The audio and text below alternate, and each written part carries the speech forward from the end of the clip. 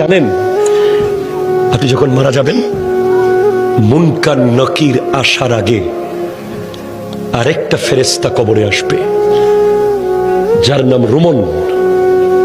সে আপনাকে বসাবে, বলবে লেখো, উকতুব আমালাক, তোমার ৬০ বছর কি কি করেছো প্রত্যেকটা মুহূর্ত লিখে দাও। ৭০ বছর যা যা করেছো সব লিখে দাও। ৯০ বছর যা যা করেছো সব লিখে দাও। আপনি জীবনে একটা বাজারের লিস্ট লেখেন নাই, আপনি জীবনে একটা দোকানের হিসাব লেখেন নাই। আপনি ট্যালেন্ট ছাত্র ছিলেন, শুধু লিখতে বিরক্ত লাগে বলে আপনি ফার্স্ট ক্লাস পান নাই কলেজে, ইউনিভার্সিটিতে। আপনাকে ৬০ বছরের লেখা লিখতে হবে।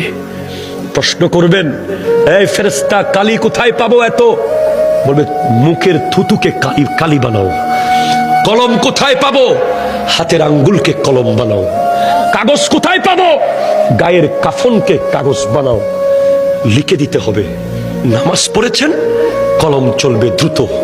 রোজা রেখেছেন, কলম স্পিডে চলবে। দান করেছেন, কলম স্পিডে চলবে।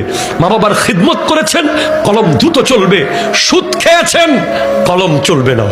ঘুষ খেয়েছেন, কলম চলবে না। জুলুম করেছেন, কলম চলবে না। মিথ্যা বলেছেন, কলম চলবে না। নাটক দেখেছেন, কলম চলবে না। বাটপারি করেছেন, কলম চলবে না। নামাজ পড়েন নাই, কলম চলবে না।